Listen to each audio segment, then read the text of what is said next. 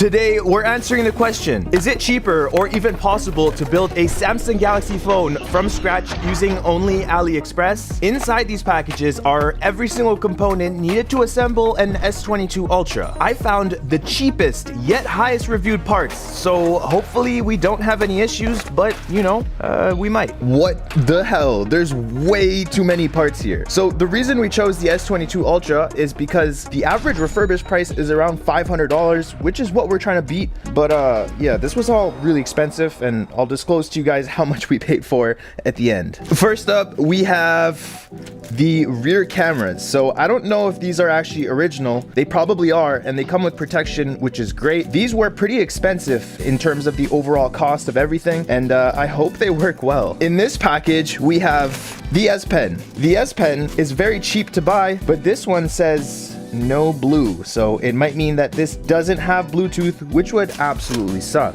After that, we have the, what is this? Oh, it's the front camera. Also relatively cheap compared to everything else. We'll just leave this here. Next up, we have this guy, which is in a box, so it's probably pretty important. We'll remove that. And it's a AMOLED LCD. So obviously this is the display. We'll open it up and take a good look at this. These displays ranged from really cheap to really expensive, and I never want to cheap out on the display, so I went for something more expensive. But it obviously comes with the frame as well, the volume buttons, the power button, the S Pen chassis where the S Pen goes in, copper heat pipe, and we have adhesive already on the battery ready to go. Hopefully this is good, because this whole video kind of depends on the quality of the frame and the display.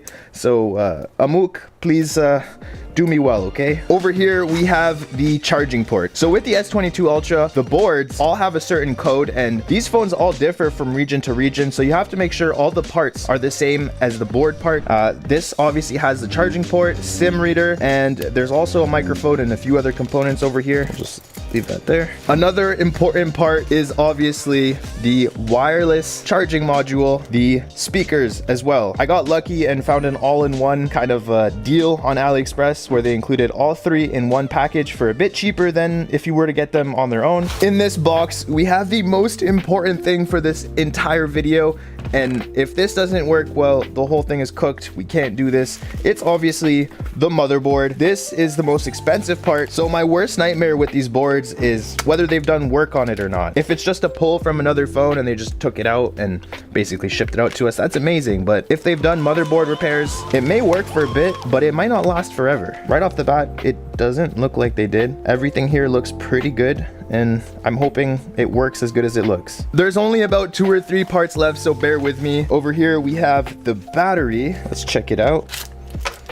That looks not amazing, but it is a battery. We'll put that over there. It also came with the seal and some iPhone pull tabs for some reason. Thanks, I guess. And in this package, we have the 3 flex cables that we need to basically connect the subboard to the main board. In this package here, we have the back glass. Obviously, they covered the Samsung logo, so customs don't steal it. But yeah, this is a good looking back glass. It looks almost OEM. That's pretty much everything we need to build this S22 Ultra. The first thing we're going to install now is probably the charging port, so we'll pull that out. This guy goes in like this. You just kind of push it into place and bam. The next thing we're going to install is the battery. So to install that, we obviously have to remove this peel. It's really nice that this comes with built-in adhesive. A lot of parts don't. This is our battery. Looks kind of ghetto. Hopefully it works well. We'll just press this in here like that, and the battery is now installed. The next thing we're going to install is the brains of the phone, the motherboard. But to do that, we have to remove some of these peels. So we'll remove this one, and we'll also remove the front camera peel up here. There we go. Now we can pull out the motherboard. Before we install this, we typically have to attach the cameras to the board, so we're gonna grab our cameras. It's always hard to remember which way the board goes in, so the cameras, I think, go like that. We're just gonna click in every single camera. Leaving these covers on just allows me to put my fingers wherever and not have to worry about it. And I'm gonna remove their Man Asia sticker because I don't want that in my phone. Okay, that's nice. It's a warranty void sticker, so we've just voided the warranty apparently. I almost forgot, before we can install the motherboard, we have to install the earpiece speakers. So this, for some reason, didn't come with the parts we ordered. We had to order it separately. So we'll have to add that to the final tally at the end of the video. But for now, let's put this right over here. These speakers also have weird screws. They're different from the rest of Samsung screws, but I couldn't get my hands on them because AliExpress only sell 100 packs of screws. So this is the shortest one we could find. And hopefully this doesn't break anything. Take a screw out. So because this isn't the right size, I'm not gonna screw it in all the way. I'm just gonna screw it in so it's nice and snug. That actually went pretty well. If you're wondering how the volume buttons and the power button connect to the motherboard, there's these contact pads here, and on the back of the motherboard, it has a few pins here. So if these are misaligned in any way, your power button and volume buttons won't work. Now we'll place the motherboard inside, and looks pretty good. It's fitting pretty well. Just to keep it nice and snug and make sure everything's in and not gonna move out of place, we're gonna connect some of the connectors, like the S Pen connector, display connector, like that. With the board in, we can now install the front camera. So we're just gonna remove the protector here and smack that in. Samsung usually uses some pretty strong glue to keep it down, but we're not gonna do that this time. Believe it or not, we're actually almost done building this Samsung Galaxy S22 Ultra. We just have a few more components. So some of the most important components are these flex cables here. This basically connects the top side to the bottom side and vice versa. We're just going to connect that. And you know which side is which because it says UB, subscribe to the channel. And it also says main, which is main board. Connect that, and we'll connect the other flex cables. So you might notice that there's two connectors on each side of the board. There's one here and one here. Those are actually for the 5G antennas, but in Canada, we don't get them anyway, so I didn't bother buying them. Next up, we'll put in the bottom speaker. So the bottom speaker connects the same way as the volume and power button. You can just kind of put that on and like a chiropractor. Whoa, that feels great. Because I didn't use any adhesive, this is our solution. So this guy has a little bit of a cutout here that'll keep the camera in place.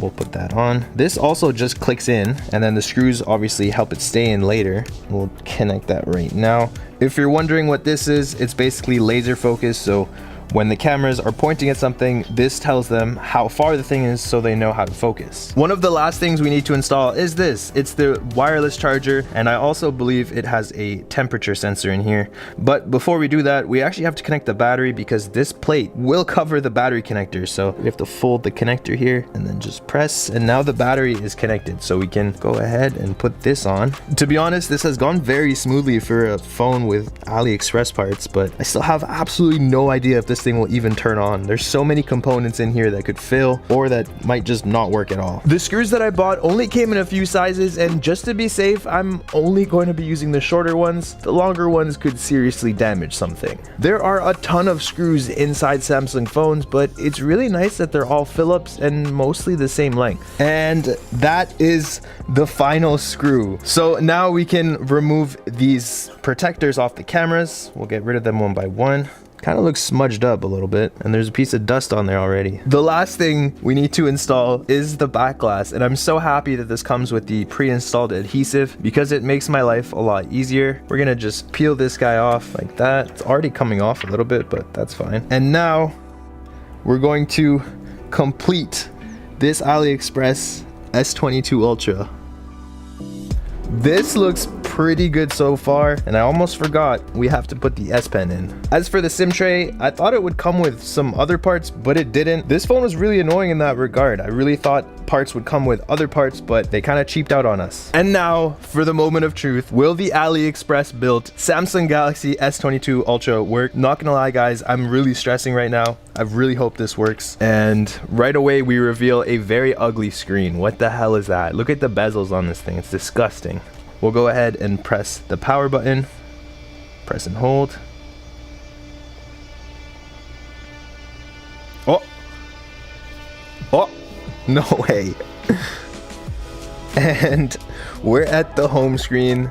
You know this is from China because the weather literally says Beijing, but the phone looks like it's working despite this very ugly screen. We have to go through and test out everything and make sure it is fully working, but so far, so good. To test out the phone, we're going to be using Samsung's Device Care app. This tests out basically all the functions of the phone and is very thorough. The results of the tests are in, so we have 22 things that are normal and 2 things that are not normal, which I don't know if I'm surprised by. So the first thing that isn't normal is, of course, the vibration. This phone doesn't vibrate. The vibration motor is supposed to be in the bottom loudspeaker that we installed, but apparently it's just not working, which really sucks. The next thing that is not normal is the S Pen.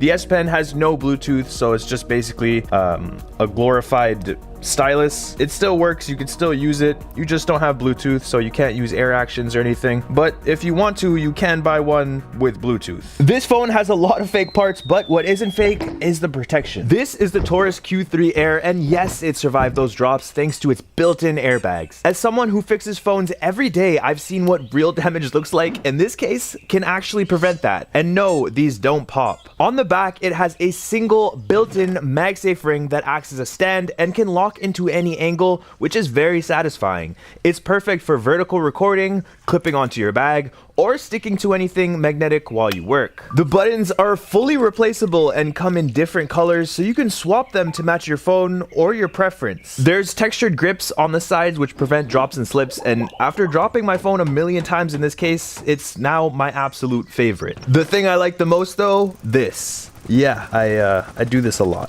Click the link in the description and grab your own. Finding the parts on AliExpress to build this phone was difficult and very expensive. The motherboard alone cost $174 Canadian, while the screen and entire housing cost $96. The rest of the parts were fairly inexpensive, and after adding many coupons and trying many things to get the overall price down, the cost of this AliExpress built S22 Ultra was $402.72, which is actually about $100 cheaper than the average refurbished S22 Ultra. So all in all, I'd say this was a success if you can get past the bezels on the screen and the few other issues we had. Anyway guys, thank you so much for watching. I hope you enjoyed this video. Be sure to leave a like, subscribe, hit that bell button, and I'll put the links to everything I bought in this video in the description. So if you want to do this yourself, you can. Peace.